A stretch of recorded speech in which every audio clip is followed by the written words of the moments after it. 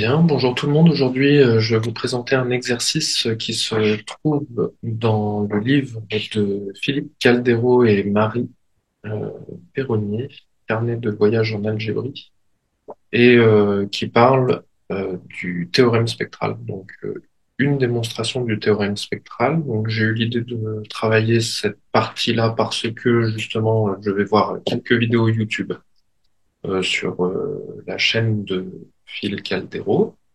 Et il parle d'une nouvelle démonstration du théorème spectral dans deux de ses vidéos. Et du coup, je trouvais intéressant de retravailler les démonstrations usuelles qui apparaissent dans ce bouquin-là. Voilà, donc les carnets de voyage d'Algérie et en analyse temps sont des livres très intéressants pour trouver des développements sympathiques à l'agrégation interne et pour trouver des exercices aussi pour les oraux 2. Je pense que du coup, ce que je vais faire aujourd'hui, ça pourrait servir par exemple, dans un oral 2 de la leçon 322, alors, je peux regarder la leçon 322, c'est exercice sur les formes quadratiques. Voilà, donc ça pourrait être pas mal. Et ça pourrait être un développement pour cet oral 2 ou un exercice uniquement à proposer et donc à expliquer pour l'oral 2. Voilà. Il me semble très intéressant sur bien des aspects. Donc moi, la correction que je vais en faire, bah, du coup, ça correspond à cet exercice-là, qui est page 122 du livre, et c'est l'exercice 4.1. Voilà. Donc, découvrons un petit peu ensemble ce que nous dit ce théorème spectral sous la version forme quadratique. Donc, du coup, soit Q une forme quadratique, donc après j'écrivais FQ pour forme quadratique, et phi une forme polaire associée sur un espace euclidien que j'ai nommé grand E de dimension n, muni du produit scalaire qui sera écrit sous cette forme-là, donc avec les crochets de façon usuelle. Montrons qu'il existe une base orthonormée euh, pour le produit scalaire et orthogonale pour la forme quadratique. Et donc, on va le faire au travers de quatre questions. La première question, ça revient à démontrer l'inégalité de Cauchy-Schwarz, donc écrit sous cette forme-là. La deuxième question, du coup, on se place sur la sphère unité pour, pour la norme euclidienne et on doit démontrer que euh, Q possède un max sur cette sphère unité. Voilà. Ensuite, dans la troisième question, donc, on prend un produit scalaire Q lambda qui vérifie lambda, le produit scalaire entre x et x, moins Q de x. Et donc, le but, c'est de montrer que Q lambda est une forme quadratique positive et en déduire que on a l'orthogonale pour le produit scalaire de la droite dirigée par le vecteur U qui est inclus dans l'orthogonale pour la forme quadratique de la droite dirigée par le. Donc voilà. Et quatrième question, du coup, on pourra faire notre conclusion par récurrence en utilisant les différentes questions précédentes. Voilà, je me suis pas du tout chronométré, j'ai juste travaillé l'exercice hier soir, donc là je vais essayer de le faire. Donc comme d'habitude, je me chronomètre, on verra bien, ça se trouve, je vais pour le coup vraiment exploser le chronomètre. Juste avant de le mettre en route, on va quand même préciser quelques notions sur les formes quadratiques, histoire que tout le monde soit au clair sur ces notions-là et que vous puissiez bien comprendre euh, le cheminement de la résolution de cet exercice. Alors, première chose, définition, on appelle une forme quadratique euh, toute application qui va de E dans R,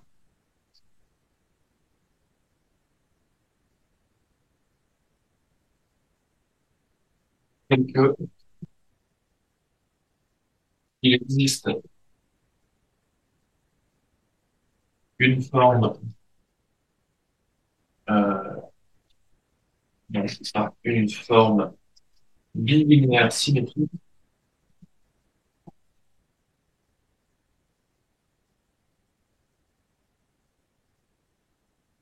phi qui va de E croix E point R, vérifiant que pour tout x appartenant à E, Q de x est égal à phi de x. Donc voilà pour la définition. J'ai dit ouais, bilinéaire. Donc là, ici, c'est vraiment cette partie-là qui va nous servir dans pas mal d'endroits pour la démonstration. Donc on appelle le phi qui est là, on l'appelle forme polaire, du coup, dans l'exercice, de manière générale. Qu'est-ce qu'on peut dire du coup de phi? Alors, quelles sont les propriétés principales? Les propriétés principales, c'est que si Q est une forme quadratique, alors on peut dire que Q est un polynôme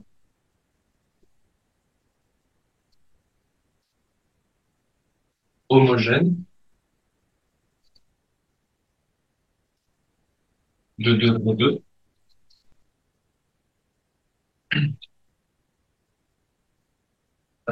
Voilà, donc ça c'est la première chose.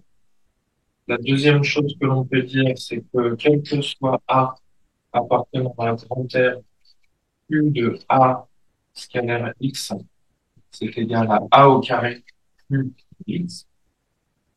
Voilà. Troisième chose, Euh, qu'est-ce que je voulais dire d'autre? Oui, on a que quel que soit x, y appartenant à E, phi de x, y, on peut dire que c'est un demi de q de x plus y moins q de x moins q de y. Voilà, donc j'ai décidé d'utiliser cette formule-là pour faire ma résolution à certains endroits. Est-ce qu'il y avait d'autres choses à signaler? Hum, Je regarde rapidement, qu'est-ce que je peux avoir oublié? Ouais, ok. Dernière chose, la combinaison linéaire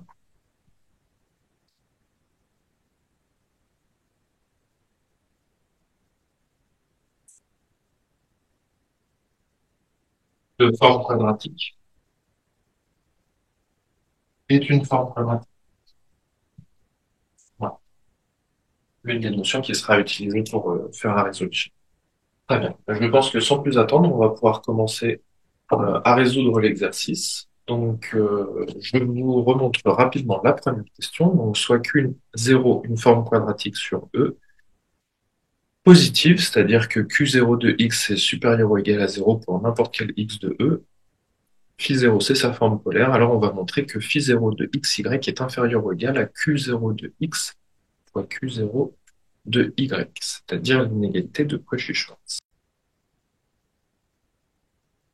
Voilà, alors du coup, on va pouvoir commencer le développement après tout ce que j'ai dit. Donc, sans plus attendre, c'est parti. Je vais essayer de tenir 15 minutes là-dessus. C'est pas gagné. C'est parti. Donc, première question.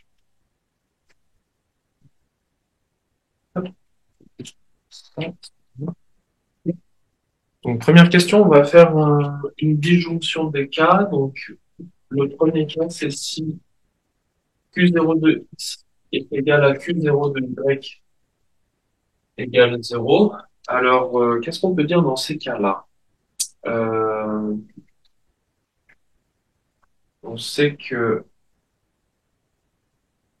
je vais l'écrire comme ça, quel que soit t appartenant à grand R, on a que Q de xt plus y, c'est égal du coup à phi de xt plus y, xt plus y. Et donc ça, c'est égal à, alors il y a des zéros partout. Voilà, donc c'est phi 0 de xx, c'est-à-dire q0 de xt carré plus 2 phi 0 de xy t plus q0 de y. Ça vaut 0. Ça vaut 0. Du coup, on se retrouve avec 2 phi 0 de xy t Et donc ça doit être supérieur ou égal à 0. Donc x et y sont fixés. Le t, c'est la variable qui bouge. Et donc, obligatoirement, ça implique que phi 0 de x, y est égal à 0. Donc ici, l'inégalité, elle est prouvée, puisqu'on a 0 d'un côté et 0 de l'autre côté. Sinon, donc supposons que Q0 de x est différent de 0. Et si Q0 de x est égal à 0, alors on peut encore regarder le cas où Q0 de y est différent de 0, et dans ces cas-là, on fait la permutation entre le x et le y, ça fonctionne de la même façon. Alors, quel que soit t appartenant à grand R, on obtient exactement la même formule ici.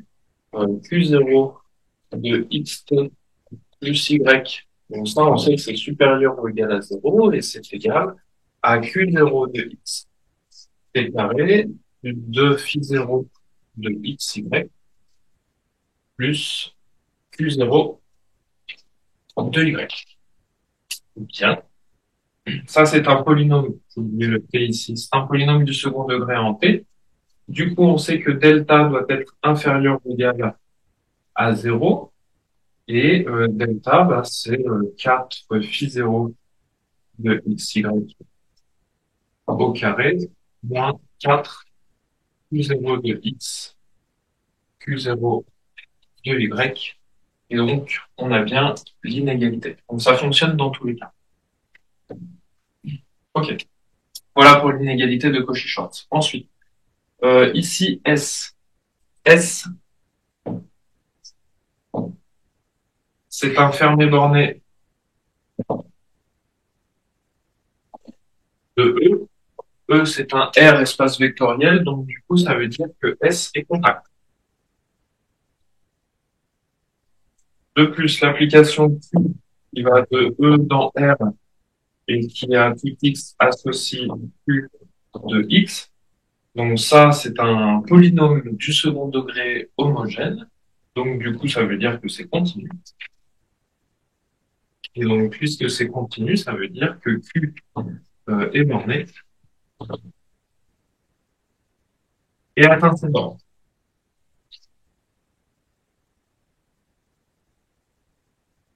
Puisque Q est borné et atteint ses bornes, ça veut dire que ici, il existe un lambda appartenant à grand R et il existe un U dans S tel que Q de U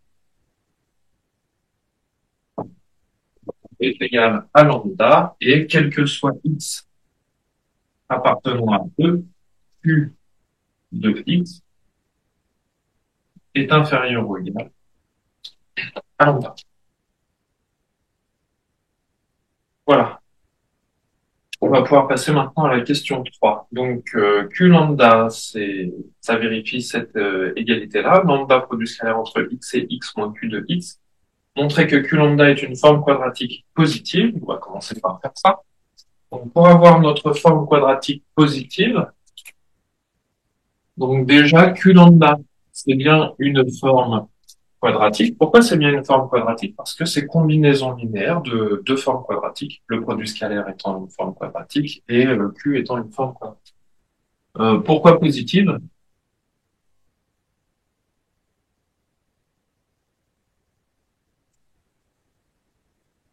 Alors, pourquoi positive? Là, c'est pareil, on va faire une disjonction des cas. Si x égale 0, alors Q lambda de x est clairement égal à 0. Ensuite, si x, il appartient à S, alors on sait que euh, Q de x est inférieur ou égal à lambda. On sait que le produit scalaire de x avec x, c'est égal à 1. Donc, Q lambda de x, c'est égal à lambda produit scalaire entre x et x, ça nous fait 1, moins de x. Q de x est plus petit que lambda, donc là, c'est bien supérieur ou égal à 0.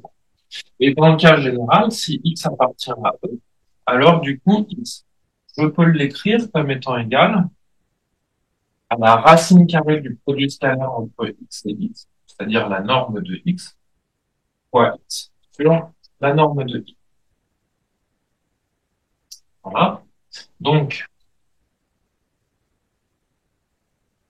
Q lambda de X, je peux dire que c'est Q lambda de, bon ça je l'écris sous cette forme, la norme de X, c'est la norme euclidienne. Donc, c'est la norme de X fois, ça je l'écris X1, donc fois X1. C'est donc égal à la norme de X au carré de Q lambda de X1. Ça, c'est positif. Ça, c'est positif, car X1, il appartient à la sphère unité. Et donc, tout ça, c'est bien positif. OK. Donc, du coup, notre forme quadratique Q lambda est bien positive. En déduire que l'orthogonale RU, donc l'orthogonale de RU pour le produit scalaire et l'orthogonale pour la forme quadratique, vérifie cette inclusion-là. Donc, on va prendre un élément qui est là-dedans et on va montrer qu'il est également là-dedans. Alors, soit Y, appartenant à l'orthogonale. Ça signifie que Euh, ça signifie quoi? Ça signifie que le produit scalaire, parce que c'est l'orthogonal pour le produit scalaire, entre U et Y est égal à 0. D'accord. Qu'est-ce qu'on peut dire de ça? Q lambda de U, c'est égal à 0. Par construction, la façon dont on a construit le Q lambda. Euh, et regardons ce que nous donne phi lambda de UY. Phi lambda de UY, bon, on aimerait bien que ça nous donne 0, c'est ça? Parce que c'est pour le fil lambda ou c'est pour le... Ouais, c'est ça. Pour le fil lambda. Donc ça, on aimerait bien que ça nous donne 0. Donc dans un premier temps, ça, je sais que c'est égal à 1 demi de q lambda de u plus y moins q lambda de u moins q lambda de y. Ok. Ça, c'est égal à 1 demi de donc q lambda de u plus y, c'est lambda du produit scalaire entre u et y, c'est-à-dire de, du produit scalaire entre u et u, plus deux fois le produit scalaire entre u et y, plus le produit scalaire entre y et y, moins, moins quoi, moins q de i plus y. OK? Moins q lambda de u, c'est lambda produit scalaire entre u et u. Ici, j'ai un moins, donc là, j'ai un plus u de u. Moins lambda, pareil pour celui-ci, produit scalaire entre y et y, plus q de y. Pour tout ça. Une fois qu'on a fait ça, du coup, je peux dire que c'est égal à 1 demi de, donc on voit ici que ce terme-là, ce terme-là, ce terme-là et ce terme-là se compensent. Du coup, on obtient 1 demi de 2 lambda u y moins 2. Et donc là, ici, je regroupe ce terme-là, Q de U plus Y moins Q de U moins Q de Y, c'est phi de UY. Et du coup, j'obtiens lambda UY moins phi de UY. Voilà. Donc du coup, ici, si Y appartient à R de U orthogonale, alors on a que Y est égal à zéro. Et donc, phi lambda de uy est égal à phi de uy. Maintenant, il ne me reste plus qu'à montrer que phi de uy est égal à zéro. Donc, comme phi de uy est égal à zéro, on a que phi lambda de uy est égal à zéro. Euh, voilà, voilà. Alors, est-ce que là, non, je risque d'être un petit peu en retard. Donc, je laisse ça en suspens et puis à la limite, ce sera une question. Question 4, du coup, par récurrence. Donc, on fait une récurrence sur n, qui est la dimension de notre espace vectoriel E. Donc, pour l'initialisation, si n égale 1, eh bien, c'est immédiat.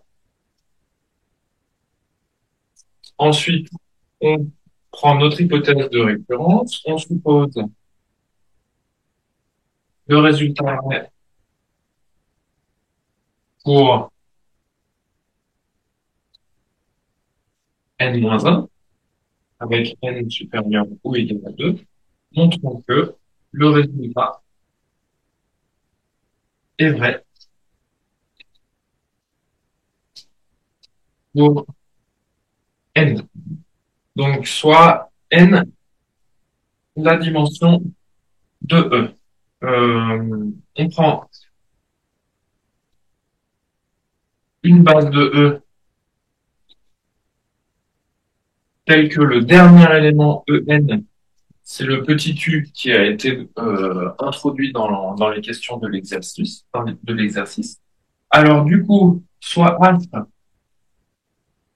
qui est l'hyperplan RU orthogonal, par hypothèse de récurrence, il existe une base E1, En-1 qui vérifie les conditions.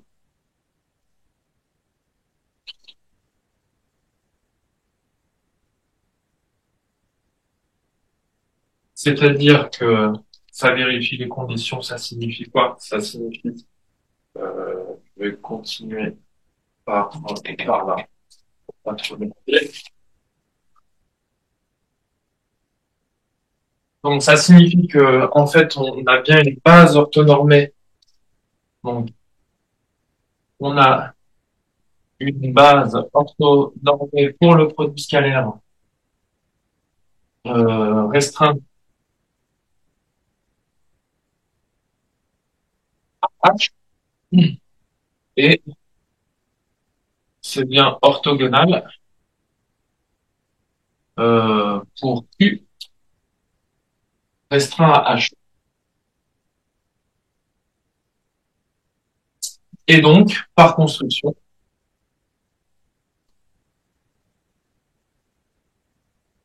la base E1, En convient.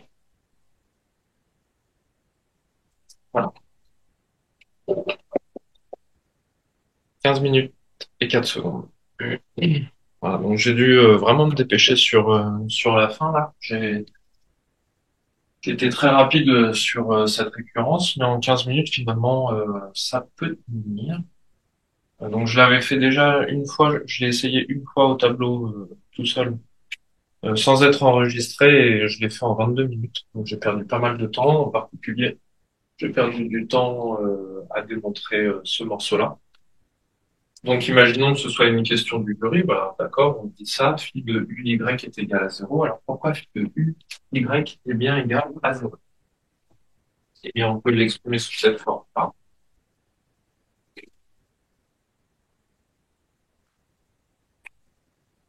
Alors,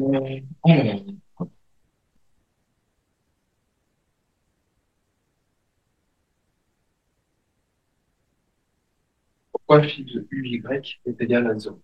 Eh bien là, en fait, on va utiliser l'inégalité de Cauchy-Schwarz.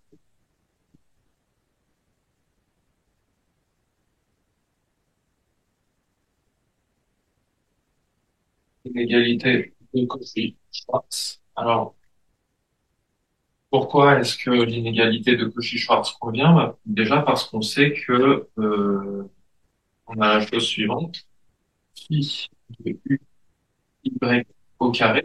Comme c'est un nombre qui est mis au carré, on sait que c'est supérieur ou égal à zéro. Et donc ça, c'est inférieur ou égal à q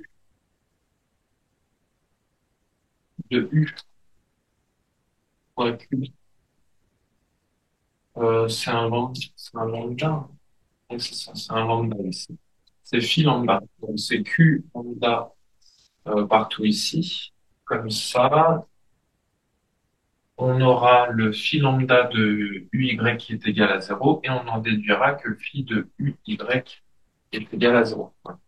Là, j'ai inversé les deux. C'est mon phi de uy. Parce que là, en fait, ce qu'on peut dire, c'est que ça, q lambda de u, c'est égal à zéro. Alors, pourquoi c'est égal à zéro? Parce que ça, c'est égal à lambda u moins q de u, c'est-à-dire lambda moins lambda, et donc c'est bien égal à zéro. U scalaire U, ça fait 1, puisque U, c'est un élément de notre sphère unité. Et Q de U, eh bien, U, c'est l'élément qui est égal à lambda, c'est notre maxime. Voilà. Donc ça fait 0. Et donc, par encadrement, on voit bien que le phi lambda de Y est égal à 0, ce qui implique que le phi de Y est égal à 0. D'où l'inclusion. Voilà. Voilà pour ce développement. J'ai regardé l'autre exercice qui suit pour démontrer le théorème spectral sans utiliser l'inégalité de Cauchy-Schwarz, mais avec les différentiels, le calcul diff. Il y a une partie que j'ai pas super bien compris. Je suis pas super à l'aise avec le calcul diff, mais j'aimerais bien pouvoir réussir à le faire au cas où je tomberais à la fois sur une leçon sur le calcul diff ou si de toute façon les écrits tombent sur le calcul différentiel, ce serait bon de s'entraîner, de comprendre un petit peu ce qu'on fait. Voilà, donc peut-être que je ferai une vidéo là-dessus. Euh, voilà, je pense que oui, je me pose surtout des questions sur l'exercice suivant. Si vous avez des questions sur cet exercice ou si vous avez des commentaires, des choses que vous avez remarquées mal faites ou ambiguës, n'hésitez pas à me le dire et je ferai des corrections. Euh, Pas forcément en vidéo, mais dans les commentaires en dessous pour que le contenu soit clair.